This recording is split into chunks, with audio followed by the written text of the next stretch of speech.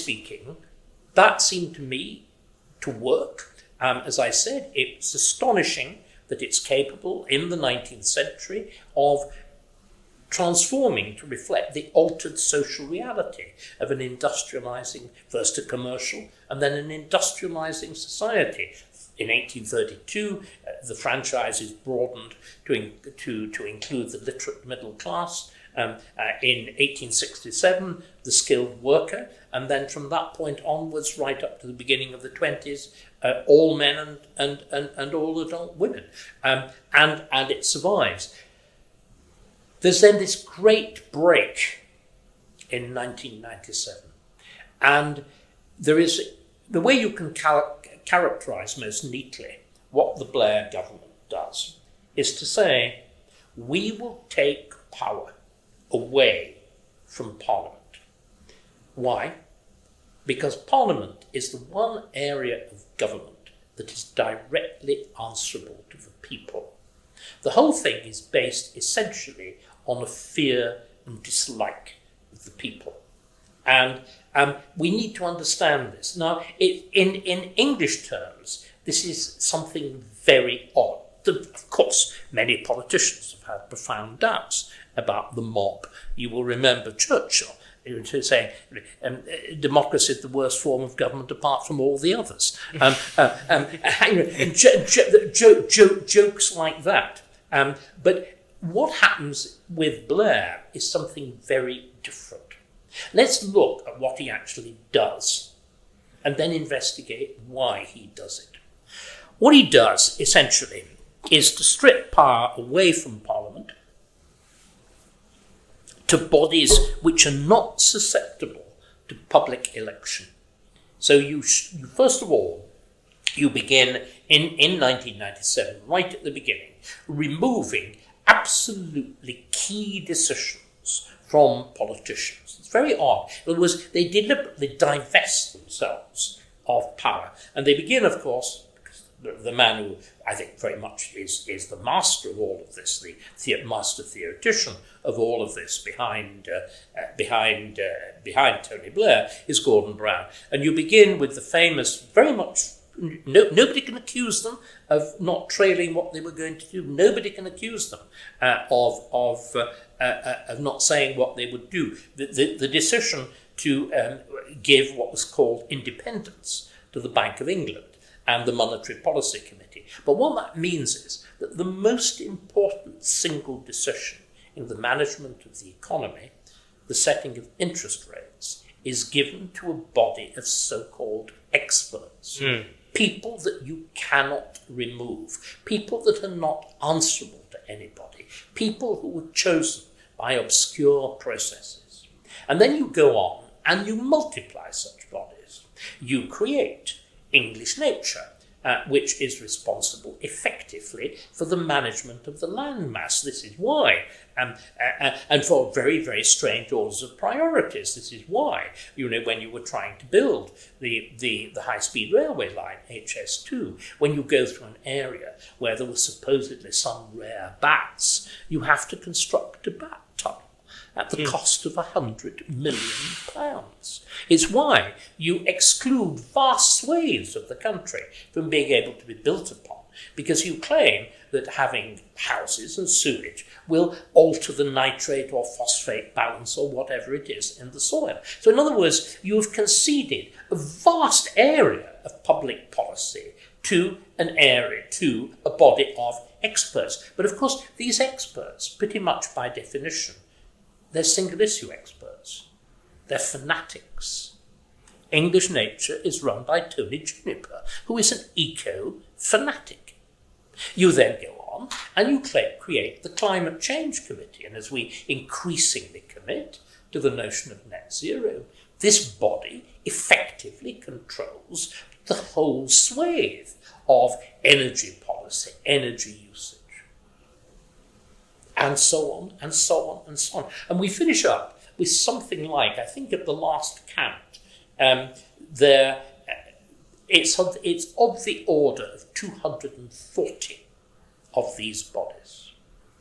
1/3 of state expenditure something like £340 billion a year is handled through them. In other words, not directly controlled by Parliament, which means that the people controlling it are not directly answerable to the electorate. Now, this is why, of course, the meaning of the word expert has become a deeply debatable one. Yes, we need experts. I'm an expert. I'm very serious academic historian. I value expertise. I value the fact that I can read difficult to decipher historical documents, that I have the command of the common forms, that I understand what they mean, and so on. That is expertise. Of course, I value it. But the important thing about expertise is that expertise should be within a broader context. There's this wonderful remark, it's sometimes attributed to Winston Churchill, it's sometimes to Theodore Roosevelt, who was a very impressive American president, the first Roosevelt president at the beginning of the 20th century, which is they're talking about one particular variety of expert, they're talking about scientists. You want your scientists on tap, but not on top.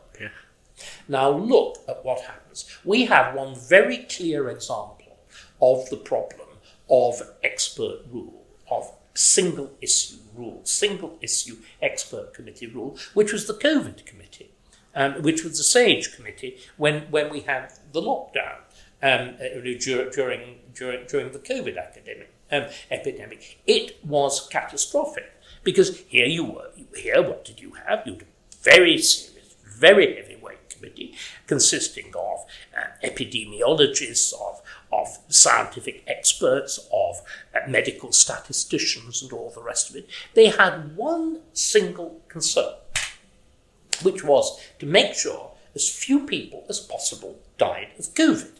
Well, isn't that sensible? Well, in theory, yeah. One second.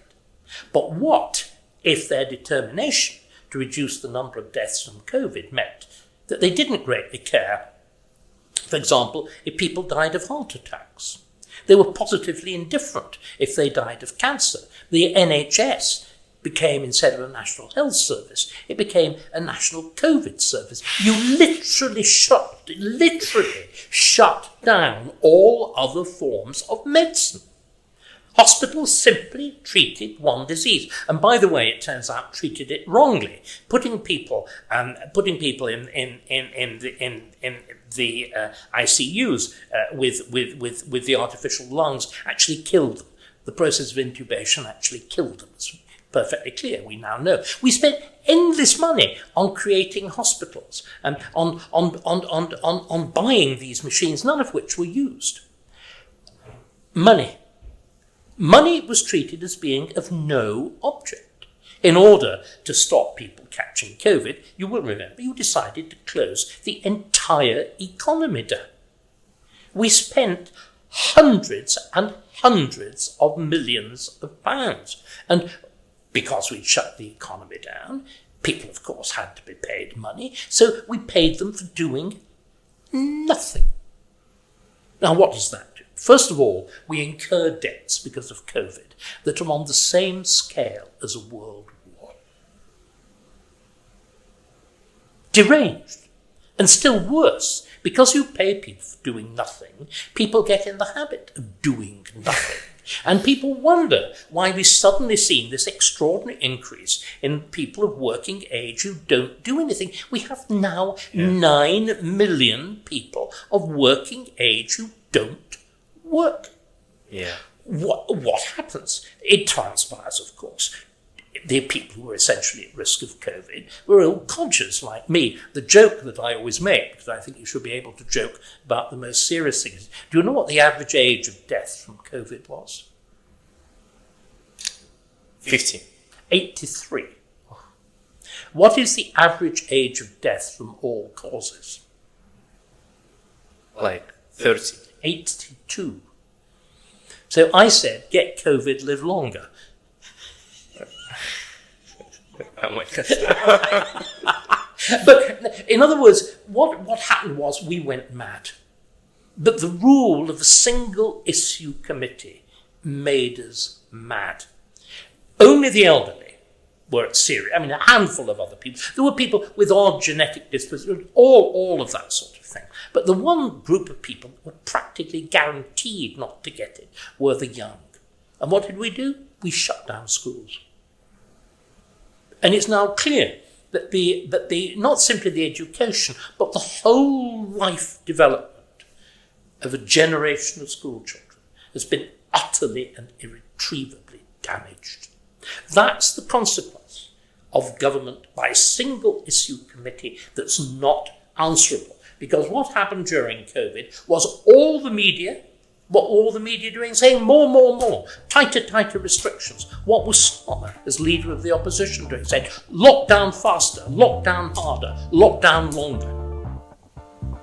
There was any notion of politics that could debate, any notion of the politics which I believe passionately in,